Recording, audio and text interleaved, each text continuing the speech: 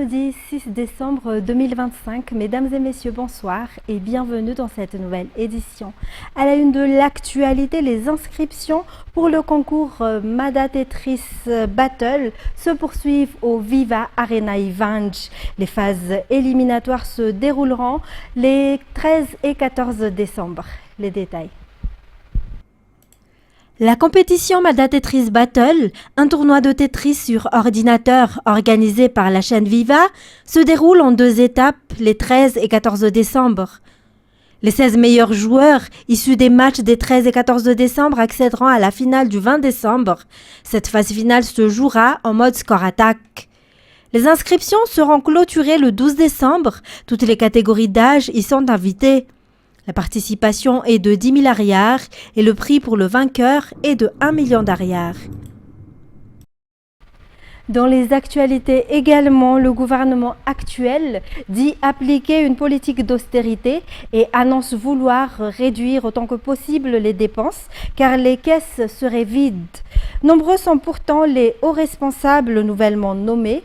Les infrastructures réalisées sous la présidence de Ange Razouel posent également problème pour certains, au point que des dépenses ont été engagées pour en changer les couleurs et les dénominations. Mais combien de tonnes ou d'hectolitres de peinture vont être utilisés et à quel prix? Ou s'agit-il de peinture fournie gracieusement par des partenaires du pouvoir? Un édito de Jean-Claude Andjamalal. Au vu de la situation nationale actuelle, beaucoup de citoyens, que ce soit au sein de la société ou sur les réseaux sociaux, avouent avoir de moins en moins confiance en cette refondation. En effet, c'est la haine et la vengeance politique qui semblent prédominer, notamment l'exploitation et la persécution de certains acteurs politiques et opérateurs économiques à travers des contrôles arbitraires, ainsi qu'une incapacité manifeste à gérer un pays en situation de crise.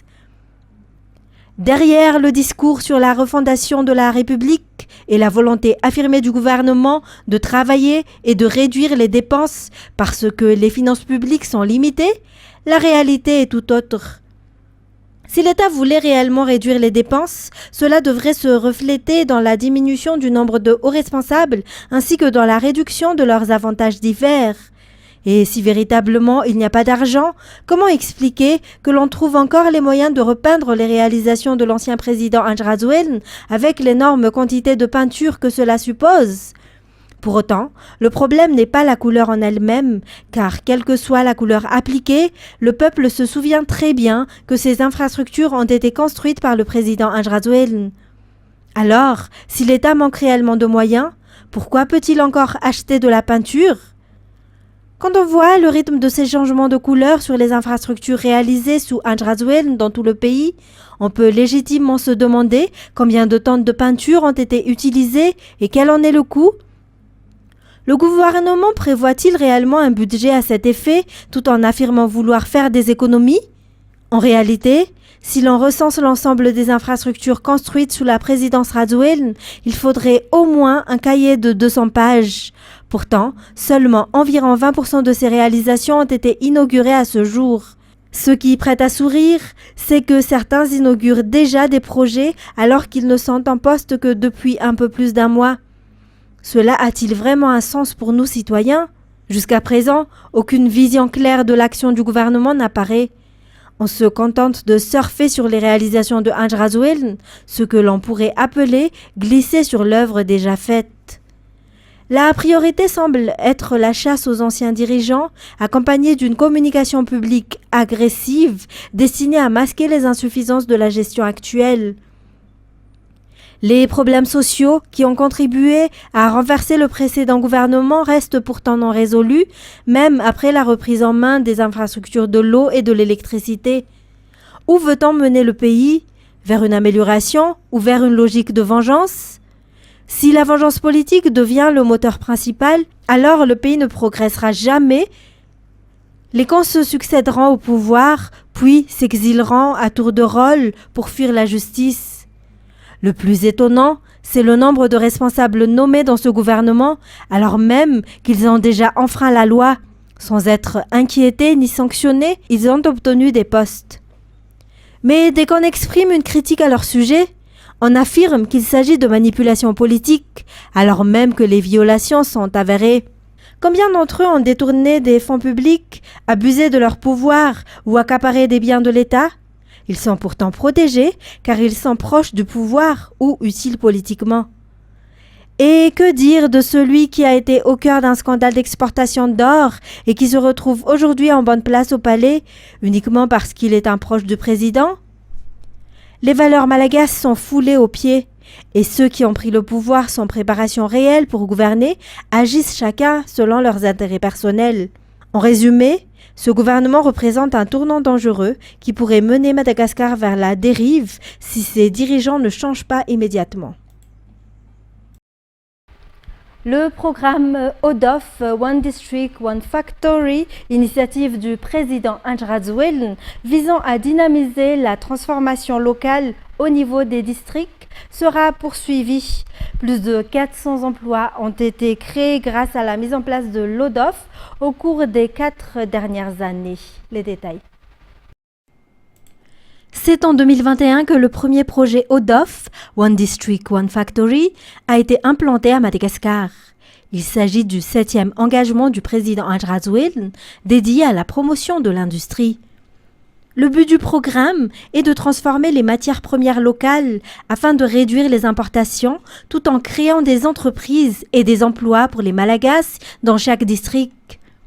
De nombreux sites ont déjà accueilli des unités ODOF. À Mbouimangakele, on trouve une usine de transformation de pâtes alimentaires capable de produire 4 tonnes de pâtes par jour. À Ndjamassen, une unité transforme des pommes de terre en chips. Du côté de Muramang, une usine convertit le lait en yaourt et fromage. Dans la région Sava, plusieurs ODOF se consacrent à la production de savon ou d'huile. Et dans la Tsimonjefen, des usines produisent de l'huile, de la farine, etc.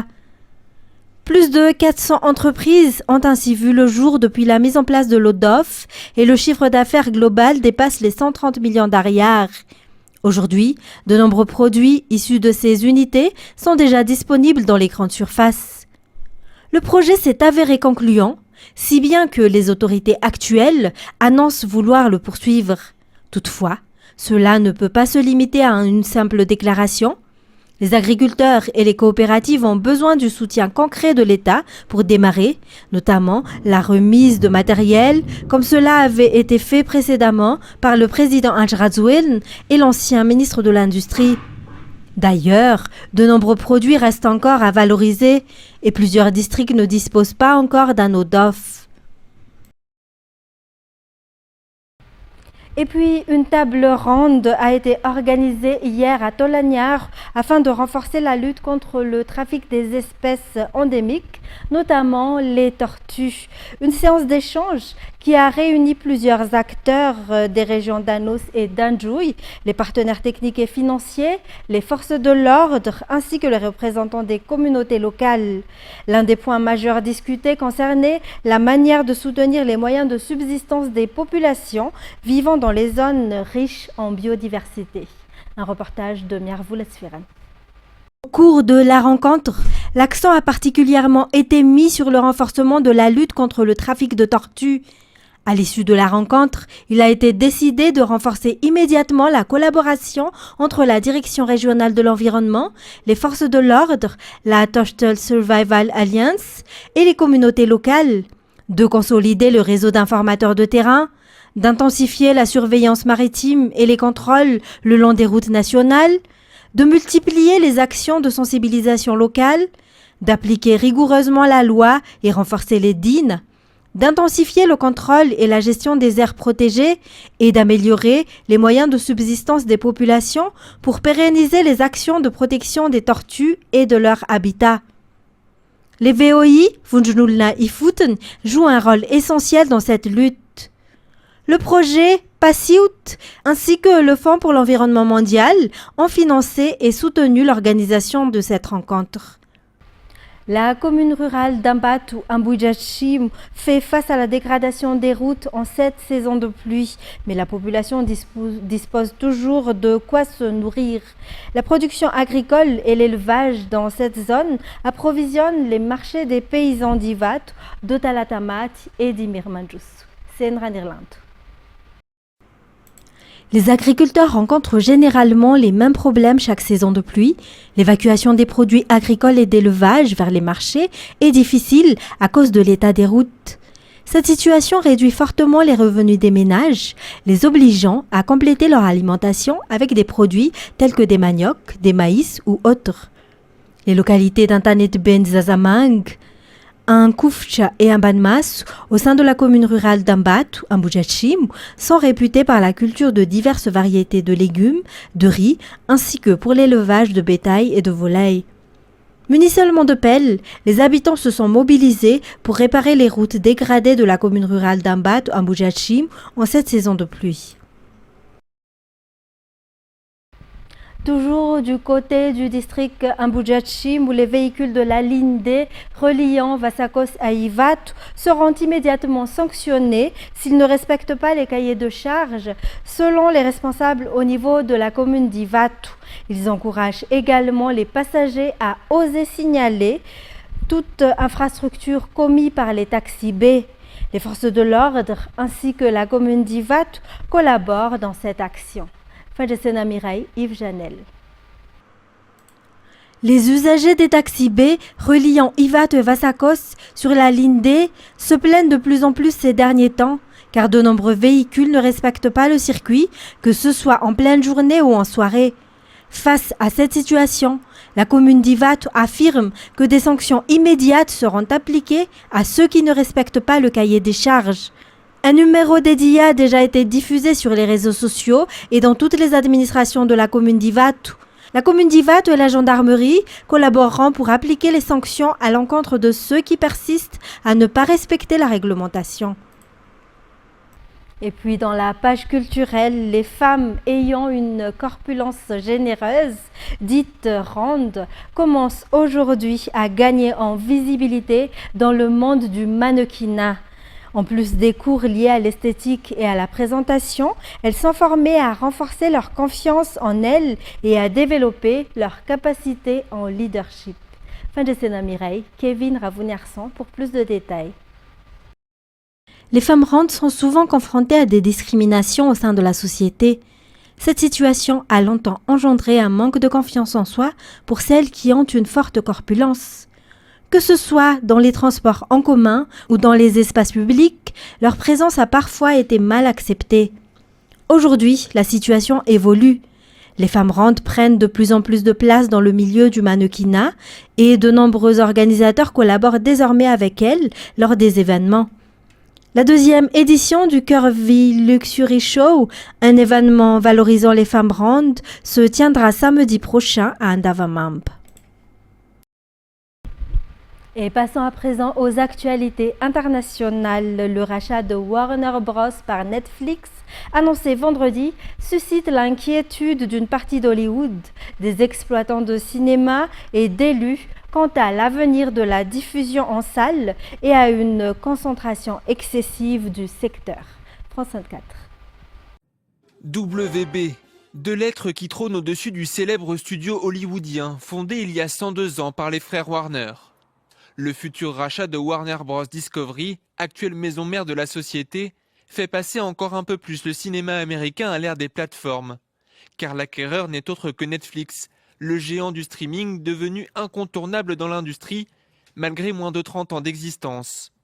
72 milliards de dollars, soit environ 61 milliards d'euros, dont près d'un tiers versés sous forme d'actions Netflix.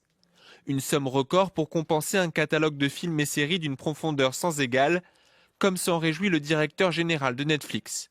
Notre mission a toujours été de divertir, en combinant l'incroyable bibliothèque de séries et de films de Warner Bros., des classiques intemporels comme Casablanca et Citizen Kane, aux favoris modernes comme Harry Potter et Friends, avec nos titres qui redéfinissent la culture tels que Stranger Things, K-pop Demon Hunters et Squid Game.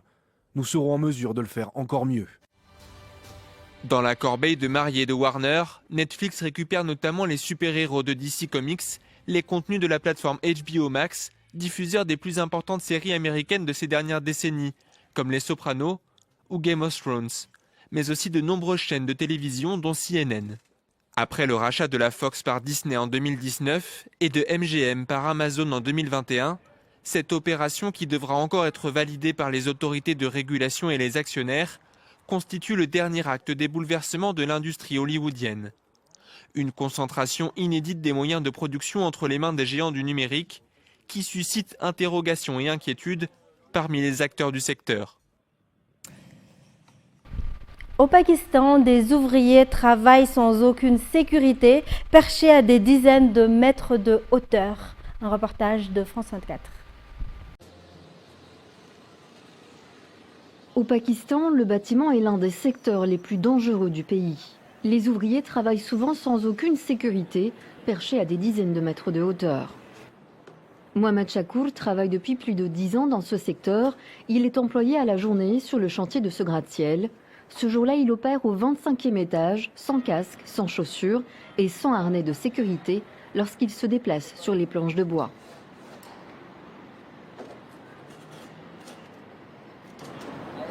Viens ici, viens, fais attention, apporte la peinture. Les accidents sont fréquents. 26% des travailleurs du bâtiment ont été blessés l'année dernière à Karachi. Ces ouvriers se montrent toujours très prudents. Oui, c'est effrayant, mais c'est le seul métier que je connaisse. Si on regarde en bas, on peut perdre l'équilibre, parce qu'on travaille très haut, debout sur des planches instables. On évite de regarder en bas et on se concentre juste sur ce qu'on fait. Dans ce secteur dominé par l'emploi journalier, les accidents laissent des séquelles irréversibles. Mohamed Ilyas est handicapé à vie depuis une chute sur un chantier de construction. Je travaillais sur un chantier à une hauteur comme celle-ci. J'étais au bord en train de poser une planche. Je suis tombé et je me suis cassé la jambe.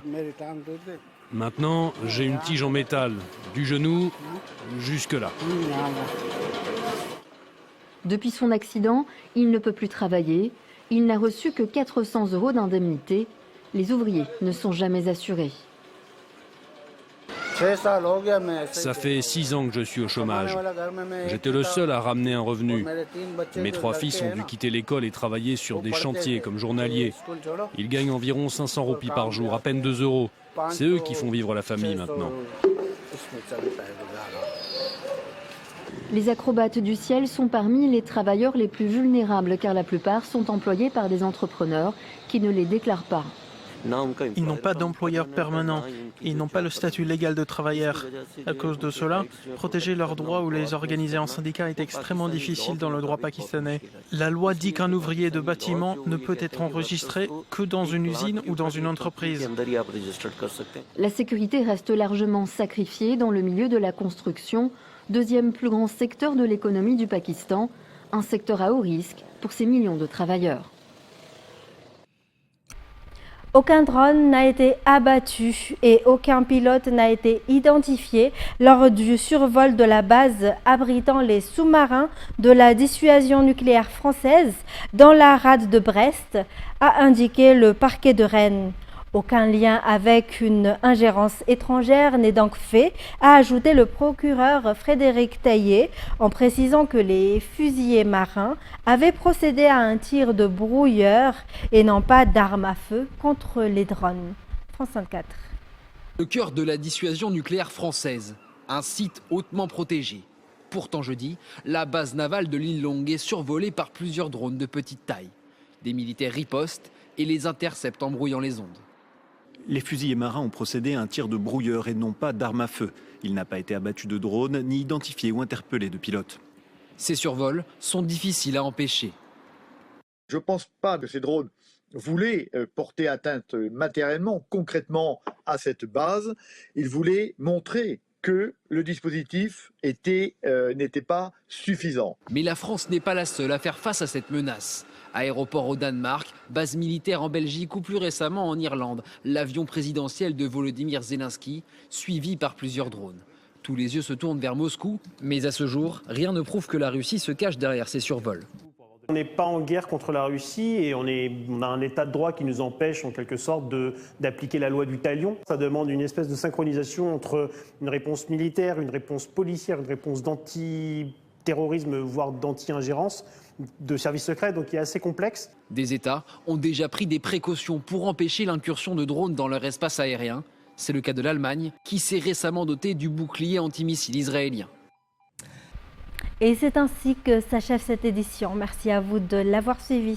Au revoir et bon samedi à tous.